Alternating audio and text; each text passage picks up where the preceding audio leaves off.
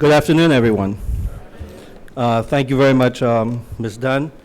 I'd like to really take this opportunity to thank all of you for taking the time out of your very busy day to be a part of a very historic, I believe, announcement.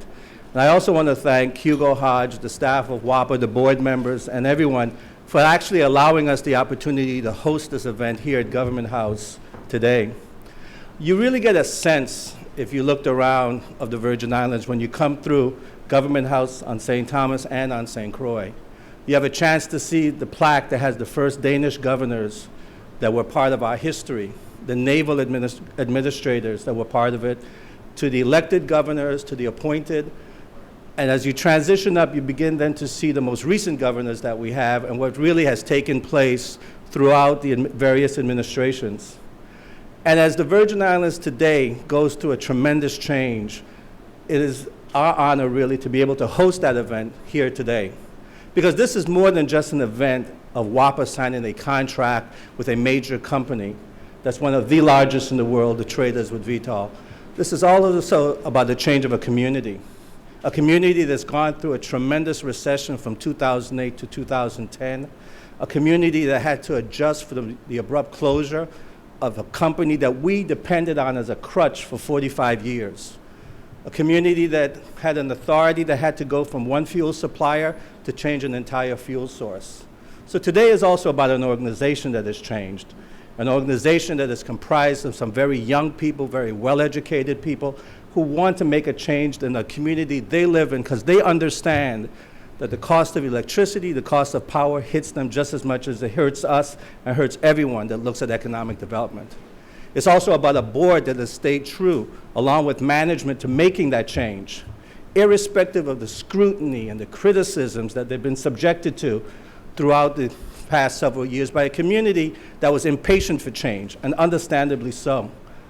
I've been involved with WAPA, and quite frankly, I've been honored to be involved with WAPA since 1988. When I first served as a board member, and then from 1988 to 1993, I served as chairman of the board. And I've watched with young people that have come through from the Alva C. McFarland program to the board members that are there today. And as I sit back and I look at those board members, just let me take a second to tell you why I selected the individuals that lead the authority today.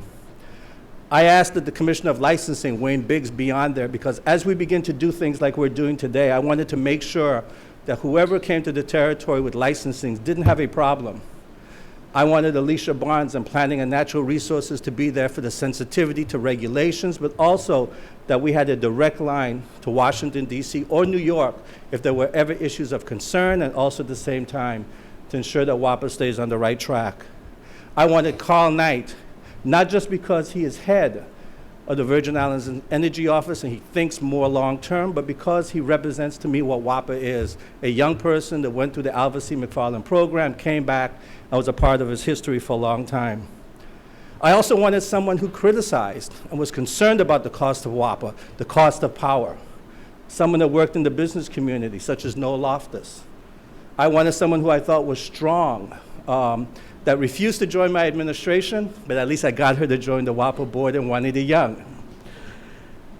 Jerry Groner, who's committed to environmental affairs and is articulate in his passion of what he does with it, to a small business person out of St. John whose business operates on the cost of fuel and understands each and every day what it takes, to a hotelier in Elizabeth Armstrong that recognizes that you don't necessarily have to be a part of the grid to be concerned with it or the regulations that's associated with it and how it impacts on her industry.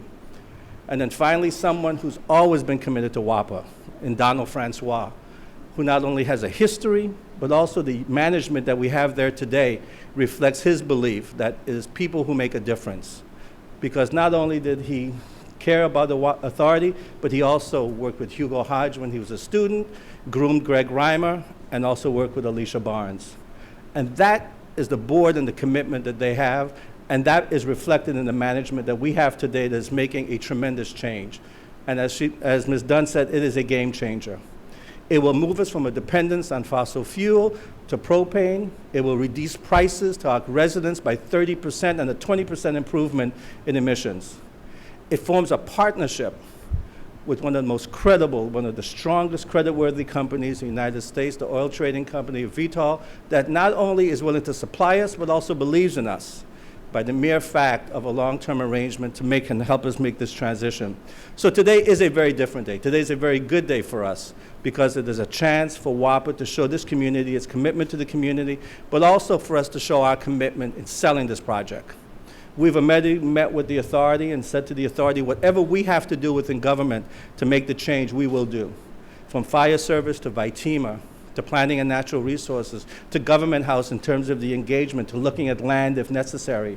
And in partnering with the Hotel and Tourism Association, with the St. Croix Chamber, and with the St. Thomas St. John Chamber to make sure that everybody is on the same page. But that success only depends on those who are in here and those that get engaged in this project. So on behalf of this community, I want to thank Mr. Hugo Hodge for his leadership, Jerry Groner and Juanita Young for their leadership of the board, and for the entire staff at WAPA for the changes that you're making in this community, more than you know today, but just the belief and the hope that you're giving long term. Thank you very much.